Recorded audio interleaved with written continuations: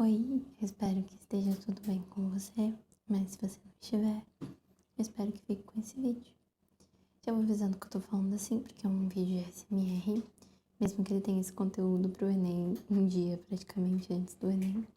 Quero falar com você pra ficar calmo e quero que não repara, porque vai ter alguns sons de teclado que eu acho que deixa um certo relaxamento, porque meu marido ele está aqui jogando e também a minha gatinha tava comendo, então eu espero que não seja tão horrível assim pra vocês. Se você não vai fazer o Enem, esse vídeo pode ser para você relaxar, então fecha o olho, coloca o vídeo para ir reproduzindo enquanto você está de olho fechado para dormir. Mas se você fazer o Enem, essa é uma forma relaxante de você aprender o conteúdo da redação, tá bom? Então nesse vídeo eu vou dar algumas dicas para redação de cada competência para você mandar bem. Se você não estudou nada, é um momento de você aprender. Mas se você estudou, é o momento de você relembrar, de você revisar, tá bom? Então, vamos lá para começar com as 5 competências. A primeira é a norma padrão. Norma padrão quer dizer o português da maneira correta, o português que é institucionalizado, ou seja, a forma que é a gramática do jeito que deve ser em contextos formais. Então, a primeira coisa que você pode errar ou acertar é a estrutura sintática. O que acontece? Estrutura sintática tem a ver com o sentido das palavras que você coloca. A sintaxe quer dizer o sentido, qual o sentido que as palavras ocupam. E se você pega o manual dos corretores, é basicamente 2 coisas que são problemas de estrutura sintática: o truncamento e a justaposição. Truncamento é você colocar o ponto no lugar da vírgula. E a justaposição é o contrário, é você colocar a vírgula no lugar do ponto. A justaposição pode não ser necessariamente só você colocar a vírgula no lugar do ponto. Às vezes você pode deixar sem uma vírgula, mas deveria ter um ponto ali, você colocou tudo junto. Isso também é justaposição. Ou então o truncamento, que é o ponto no lugar da vírgula, pode ser que você colocou um ponto em um lugar que nem deveria ter uma vírgula, mas era para ficar junto. Então tomar cuidado, porque o ponto ele vai encerrar a sentença. Então, se o que você falou já acabou o sentido, ou seja, já aquilo ali dá para entender sozinho, mesmo que você vai completar com alguma coisa que tenha a ver com o que você disse antes, dependendo da situação, você vai usar uma vírgula ou nem vai usar nada. E não vai usar um ponto final porque já tem sentido. Geralmente, quando é uma oração subordinada, ou seja, as 2 orações, não sei se você lembra o que é oração. Não sei se você lembra o que é oração. A oração é o que é composto, um período composto por um verbo. Isso forma uma oração. Então, uma frase, uma sentença pode ter 2 orações. Então, é preciso você tomar cuidado, porque às vezes você já encerrou a frase, porque ela já tem sentido. Aquela oração, aquele período composto por um verbo, já tem sentido, já pode encerrar. Mas às vezes as frases podem ser compostas por mais de uma oração. Mas se elas são subordinadas, dependem uma da outra, dependendo da situação, você usa uma vírgula. Mas aí é cada caso que precisa ser analisado. Agora, falando sobre o truncamento, eu dei um exemplo. O governo deve tomar medidas para que o problema seja solucionado. Eu coloquei um ponto aqui depois do para. Porém, esse para que o problema seja solucionado é uma oração subordinada, porque não faz sentido você falar isso sem essa primeira parte. Então, aqui não tem que encerrar com um ponto final. Na verdade, nem precisa de pontuação, porque a oração precisa do seu sentido completo. No caso, a frase precisa do sentido completo com as 2 orações. Tá vendo que aqui o verbo é deve, até, né, composto deve tomar, e aqui para que o problema seja, né? Então, tem aqui alguns verbos, por isso que tem mais de uma oração. Agora, sobre a justaposição, coloquei essa frase de exemplo. A escassez de leis colabora com a continuidade do problema, vírgula, Tal atitude traz muitos prejuízos para a sociedade. Por mais que esse tal atitude seja explicando essa primeira oração, no caso, a oração, a escassez de leis colabora com a continuidade do problema, está completa. E esse tal atitude, você pode iniciar uma nova frase com ele. Pausa no vídeo para falar que eu falei que depois do tal atitude tem uma vírgula e não tem. Então desconsidera só essa vírgula depois do tal atitude. Tal atitude, vírgula, traz muitos prejuízos para a sociedade. Então, se você coloca uma vírgula depois do tal atitude e coloca um ponto aqui, você está iniciando uma frase que, por mais que ela esteja explicando a anterior, ainda assim ela tem um sentido completo, até porque o texto ele vai conectando uma coisa com outra, né? Então aqui você tem que separar e colocar uma vírgula, tal atitude, porque tal atitude está retomando, é um conectivo que está retomando ao que foi dito antes, né? Então, tenta lembrar disso, de se uma... Gente, a gatinha ali, se uma frase já tem o sentido completo, ela não precisa, ela pode ter um ponto final. Porém, se a frase que vem depois dela é continuação da primeira, não retomando a primeira, mas realmente continuando, aí não pode ter um ponto separando. Espero que esteja dando para entender. Esse vídeo vai ter que ser um pouco mais resumido, né? E uma dica, verificar se a primeira oração tem sentido sozinha. E se a segunda oração também, vou acrescentar aqui, não depende da primeira. Tudo bem? Então agora para a gramática eu vou falar sobre a vírgula. A vírgula tem vários sentidos, mas os principais são enumerar, sempre separar aposto, oração subordinada, locução adverbial e conjunções. E eu vou dar exemplos. Enumerar, vocês já sabem, né?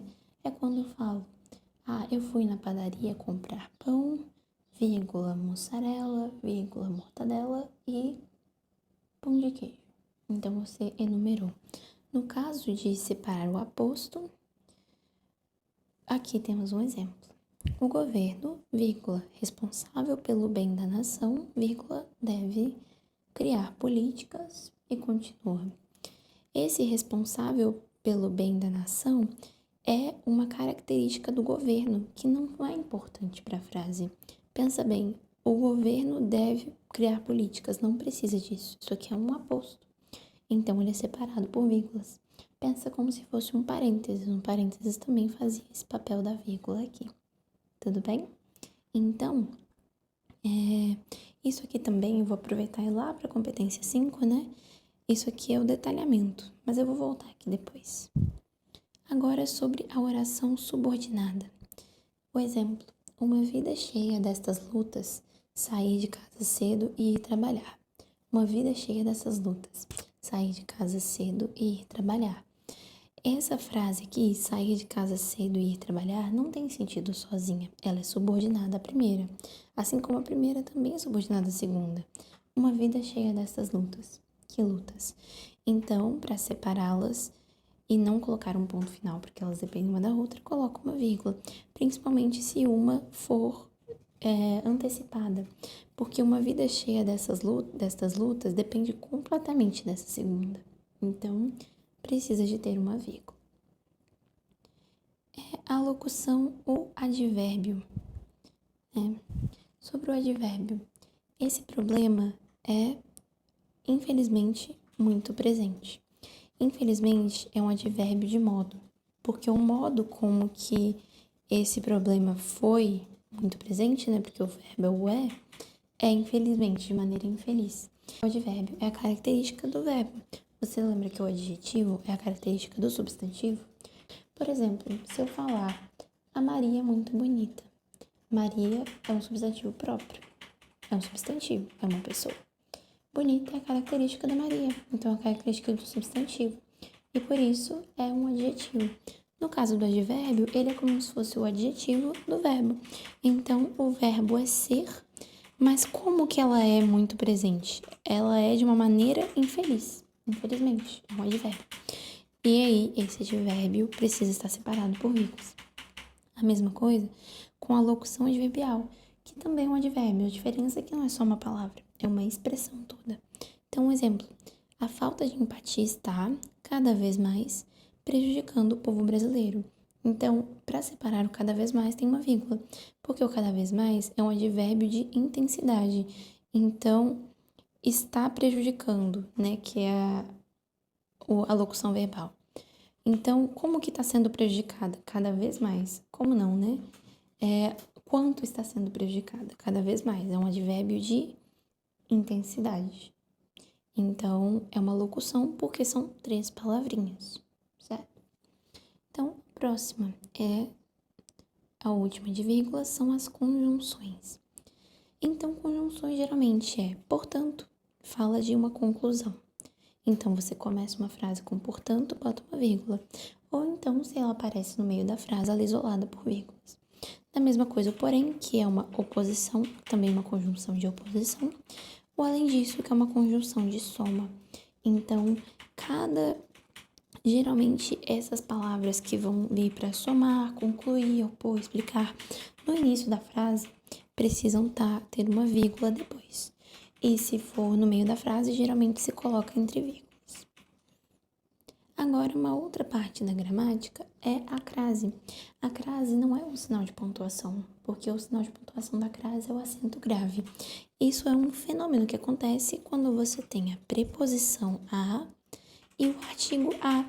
E isso vai formar o a crase, que é o a com acento grave.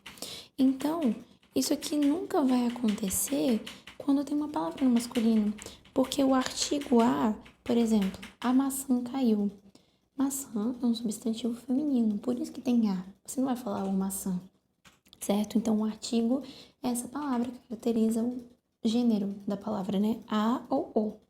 Só que, no caso da crase, é quando tem o artigo a e a preposição a.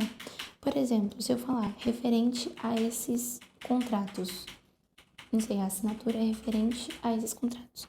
Referente sempre é referente a alguma coisa. Então, a palavra referente precisa da preposição a depois. Então, quando acontece a preposição a e o artigo a, dá o a com a crase, o a com acento grave. Então, por exemplo, referente à história que eu contei. Esse PDF é referente à história que eu contei. História, a gente sempre fala. A história, você pode falar uma frase, por exemplo. A história é importante. Então, história precisa do artigo a. E referente é sempre referente a algo. Referente ao estudo das plantas. Não sei, esse artigo é referente ao estudo das plantas. Então, referente tem a preposição a. E história tem o artigo a. Referente a tem crase. No caso, acontece uma crase, que é o acento grave no a. Tudo bem? Mais uma coisa da gramática é a acentuação. São muitas regras de acentuação. Mas, por exemplo, a palavra história. Onde tem o acento na palavra história? Vou te dar um minutinho. É no O, história. Mais uma forma de você pensar, quando você sabe que uma palavra tem acento, mas você não tem certeza onde, você chama ela. História. A sílaba que você alongou é o tó. Então, o acento é no tó. E se você fala ó, você vai usar o acento agudo. E se você falar o acento circunflexo, que é o chapeuzinho. Tudo bem? E tome cuidado com palavras do mesmo campo semântico. Então, economia e econômico são do mesmo campo semântico, né? Igual economizar, tem o mesmo sentido ali, só que são formas de conjugar diferente, dependendo do que a palavra assume, né? Então, economia não tem acento, mas econômico tem um acento circunflexo. Então, você tem que tomar cuidado para, por exemplo, não escrever economia, entendeu? Então, tem que ter um estudo. Uma dica que eu te dou é ir no ChatGPT e pedir para ele te passar várias palavras comuns nas redações que possuem acento para você dar uma estudada, para você não se confundir. Tudo bem? E a próxima questão é a competência 2, que é do repertório. O que eu vou falar para vocês tomarem cuidado é com a tangência. Porque o que acontece? Tangenciar o tema é quando você não aborda algum dos aspectos do tema da redação. Então, manipulação por exemplo, esse aqui foi o tema de 2018. Manipulação do comportamento do usuário pelo controle de dados na internet. Quais são as palavras-chave? Manipulação, comportamento do usuário, controle de dados e internet. Então, tudo isso tem que ser mencionado, principalmente o principal, né, que é o comportamento do usuário e o controle de dados, né? Manipulação do comportamento e controle de dados. Então, se a sua redação fala sobre manipulação do comportamento, mas não fala de controle de dados, ela foi tangenciada. Então, é importante você mencionar tudo. E uma dica que eu te dou é, no final, na hora de fazer a proposta de intervenção, você escreve: para resolver o problema da manipulação do comportamento do usuário pelo controle de dados na internet, você repete, porque se você mencionar, pelo menos você não perde ponto de tangência. Porque se você tangenciar o tema, você fica lá no nível 2, muito abaixo. Então, para evitar perder ponto à toa, lembre-se de não tangenciar o tema, mencione essas palavras, tudo bem? E aí, uma outra coisa para tomar cuidado é o tipo textual, porque ele precisa ser dissertativo, argumentativo. Ou seja, que você dá a sua opinião, mas embasada em fatos, em argumentos e de uma maneira meio impessoal. Então, você não vai usar a primeira pessoa e você não vai contar relatos, porque, certa vez, fulano de tal, isso é uma narrativa. Então, tome cuidado com esses dois pontos, porque eles são os mais comuns, para você não fazer um texto com características de outros tipos textuais. Porque se esses traços forem constantes, você também fica lá embaixo na competência 2. Tudo bem? E o repertório, então, se você ficou no tipo textual correto e não tangenciou o tema, o repertório vai ter 3 coisas para contar: se ele é legítimo, se ele é pertinente e se ele é produtivo. Legítimo é que ele é de uma área do conhecimento válida e pode ser qualquer área do conhecimento, inclusive filmes e séries. Muita gente despreza, mas é um ótimo repertório porque sempre tem na cabeça. Então podem ser artigos, livros, filósofos, sociólogos, qualquer tipo de pessoa que seja validada. Então você não pode usar como um repertório alguma coisa de alguém que você conhece que não é pública, que várias pessoas conhecem. No caso, várias pessoas, tipo, na internet, no Brasil, no mundo, enfim. Então, um repertório legítimo, pertinente, ele tem que ter a ver com o tema. Você não pode falar uma coisa que não está conectada com o tema. Produtivo, ou seja, você tem que conectar bem o repertório com o que você está falando, certo? E pode ser que um repertório que não era pertinente se torne se você fizer um uso produtivo dele. Então, é uma coisa muito importante o uso produtivo, porque isso faz toda a diferença. Então, tome cuidado para que seus argumentos sejam coerentes. E agora, a competência 3 é sobre o projeto de texto. Você não pode deixar pontas soltas. Então, a dica que eu te dou é: tudo que você falar tem que ser explicado, tem que ser retomado, tem que ser claro. Porque se o corretor não considerar como claro, ele tira pontos de você. Então, explique direitinho cada coisa que você fizer, tudo bem? Segundo, texto em monobloco. Isso aqui você pode perder pontos de bobeira. Lembre de dar os parágrafos. Lembre do espacinho de parágrafo. Ter pelo menos aí 3 parágrafos no seu texto. Parte embrionária. O que acontece é que se um parágrafo seu for pequeno, ou então for um período só, ou seja, não ter nenhum ponto final, lembrando de botar o ponto final da forma correta, mas se você fizer só uma frase em um parágrafo inteiro, ou fazer ele curto, ou fazer ele grande, não grande, mas umas 3 linhas com a mesma frase, pode ser considerado uma parte embrionária. E isso perde alguns pontos, porque para o nível 5 não pode ter nenhuma parte embrionária. Então lembre-se disso. E atenção para a contradição grave. Se você se contradizer de uma forma absurda no texto, então uma hora você fala uma coisa e depois você fala um argumento que é contrário a isso, você perde muitos pontos também. Então tome cuidado para não se contradizer. A quarta competência é sobre os conectivos, ou seja, as palavrinhas que você vai usar para conectar. Você precisa ter 2 interparágrafos, ou seja, em cada parágrafo.